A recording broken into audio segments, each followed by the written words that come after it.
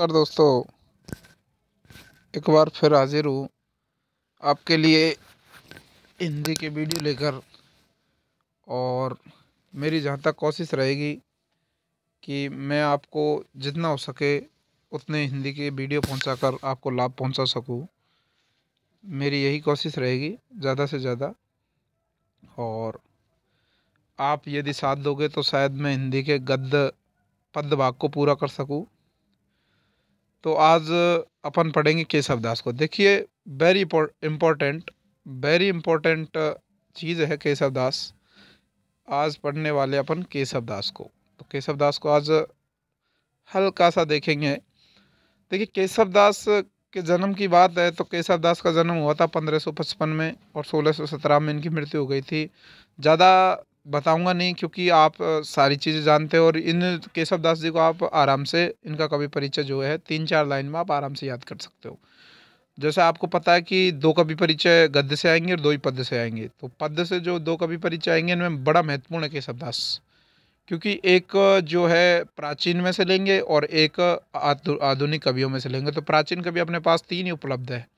बाकी जैसे 12मासा जो पाठ है वो हट चुका है। अपने पास तो 3 ही कवि है, तुलसीदास, विद्यापति और केशवदास। तो केशवदास को कठिन काव्य का प्रेत भी कहा जाता है। देखिए, इनका जन्म तो बेतवा नदी के तट पर हुआ था, ओडिशा नगर में।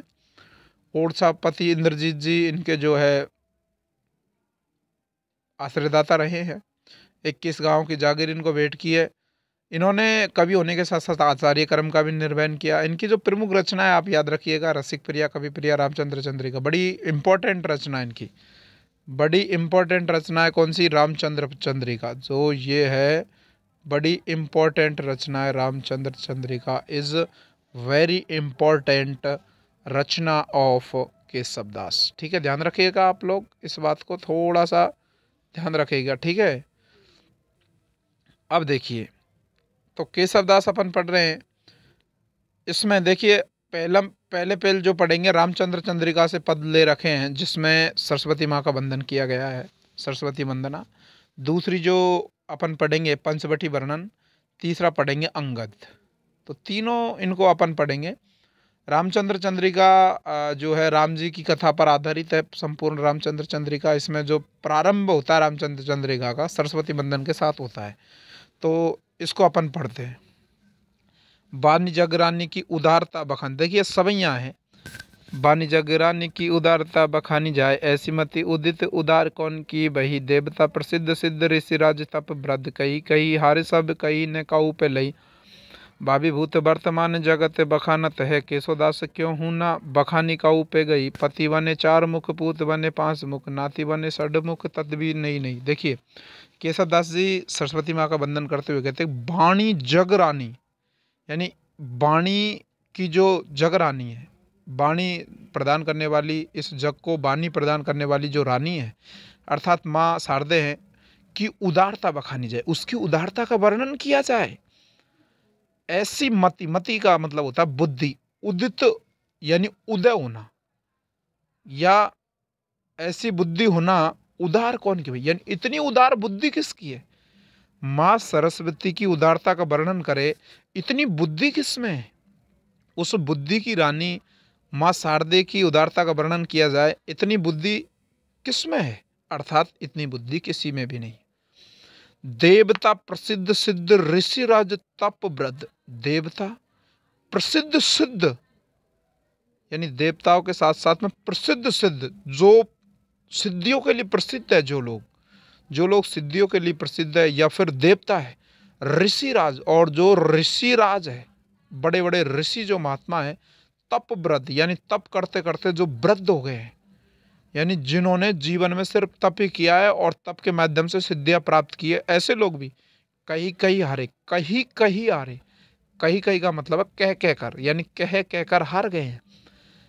कहीं न काऊ पे गई लई, यानी कहू कहीं न, यानी नहीं, काऊ यानी किसी पे, लई यानी लेना, यानी किसी पे भी कहीं नहीं गई। सब हार गए। देवता, सिद्ध, प्रसिद्ध सिद्ध, ऋषिराज, तपव्रत, सारे हार गए, लेकिन कोई भी माँ शारदे की उदारता का वर्णन नहीं कर पाया। भावी भूत वर्तमान जगत बखनत है, यानी भावी यानी भविष्य में, भूतकाल में, वर्तमान काल में जगत बखानत यानी जगत, ये जो संसार के लोग हैं, संसारिक जो लोग हैं, वर्तमान काल में, भूतकाल में और भविष्य काल में, यानी भूतकाल में इन्होंने मां शारदे की उदारता का वर्णन किया, वर्तमान काल में कर रहे हैं और भविष्य में करते रहेंगे।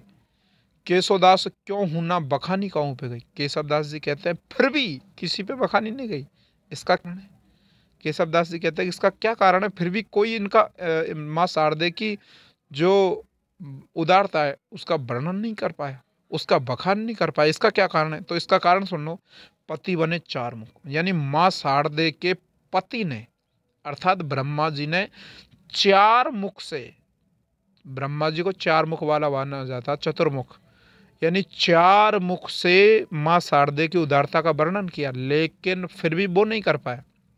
पूत यानी होता पुत्र, बने पांच मुख, और उनका जो पुत्र है अर्थात शिव, जो पांच मुंह से, यानी वो पंचमुखी है, उन्होंने पांच मुंह से मां शारदे की उदारता का वर्णन किया, लेकिन वो भी नहीं कर पाए।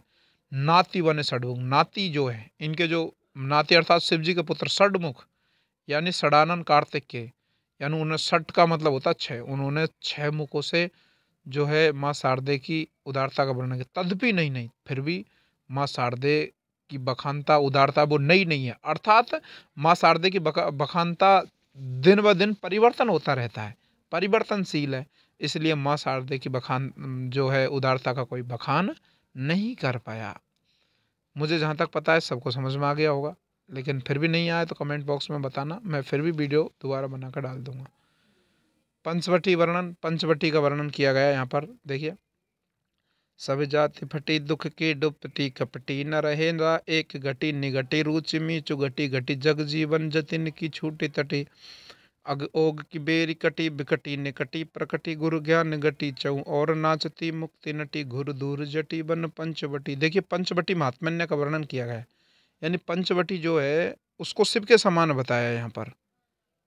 तो देखिए, सब जाति फटी दुख की दुपटी, सब यानी सब तरीके से, सब जाति यानी सारे तरीकों से, फटी यानी फट जाती है, दुख की दुपटी का मतलब होता है अंगोछा या गमछा, यानी दुख रूपी गमछा जहां जाकर पूरी तरीके से फट जाता है, अर्थात जिस जगह पर जाने से ही, जाने मात्र से ही दुखों का नाश हो जाता है। कपटी न रहे जहां एक घटी, घटी का मतलब होता है घड़ी या क्षण, कपटी व्यक्ति जहां पर एक क्षण भी नहीं रह सकता, कपटी व्यक्ति जहां एक क्षण के लिए भी कपटी व्यक्ति जहां पर नहीं रह सकता। निघटी रुचि मीचु घटी, यानी लोगों की इस जगह पर जाने पर, पंचवटी में जाने से लोगों की जीने की इच्छा प्रबल हो जाती है। मीचु घटी, मीचु यानी होता मरने, यानी मरने की जो इच्छा है वो घट जाती है। पंचवटी में जाने से लोगों की जीने की इच्छा प्रबल हो जाती है और मरने की इच्छा घट जाती है। जग जीव जतिन की छूटी तटी, तटी का मतलब होता है तपस्या, छूटी यानी छूट जाती है, यानी इस जगह पर जाने से लोगों की जो भवसागर रूपी तपस्या है, अर्थात सांसारिक जो मोहमाया रूपी जो तपस्या वो छूट जाती है, यानी संसार की जितनी भी संसार रूपी तपस्या है वो छूट जाती है इस जगह पर जाना।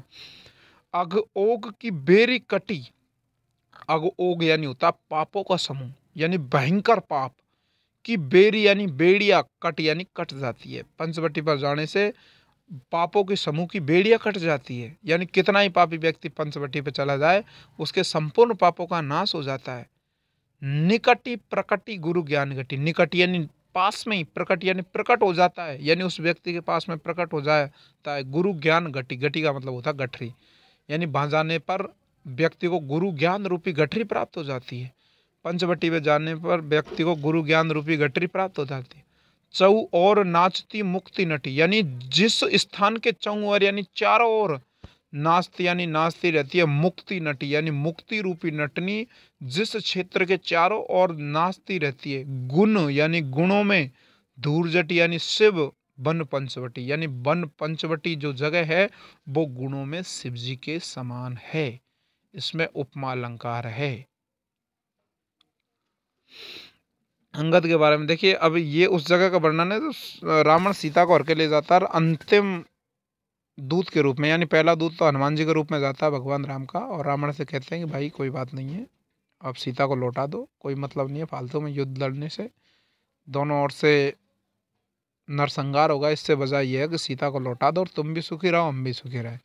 रावण मना कर देता है, राम समुद्र लांघकर लंका पहुंच जाते हैं। तो अंतिम समय यानी अंतिम क्षण में भी जो राम है, श्री राम जो है, वो अपने अंतिम रूप दूत के रूप में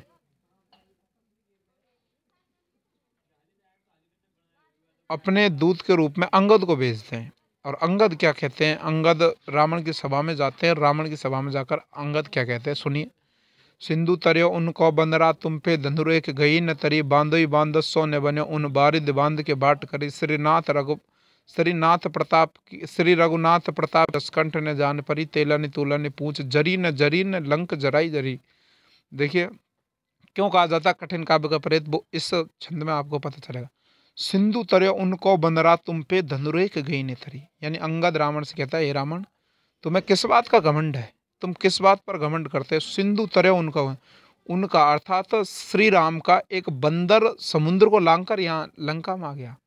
श्री राम का बंदर समुद्र लांघ गया, तुम पे धनुरेख गई न तेरे, धनुरेख यानी धनुष की रेखा, और तुम पर तो तुम्हें इतना सोचना चाहिए कि लक्ष्मण के द्वारा खींची गई धनुर्रेखा को तुम लांघ नहीं सके, और उनका बंदर अर्थात हनुमान जी समुद्र लांघ कर आ गया और तुम पर एक धनुर्रेखा नहीं लांघी गई। बांधोई बांधत सौन्य बन्यो उन बारिद बांध के बाट करी, और तुम पर वो बंदर बांधा नहीं गया, वो बंदर को तुम नहीं बांध सके। जो श्री राम का दूत के रूप में, जो हनुमान के रूप में जो बंदर आया था, उसको तुम बांध नहीं सके।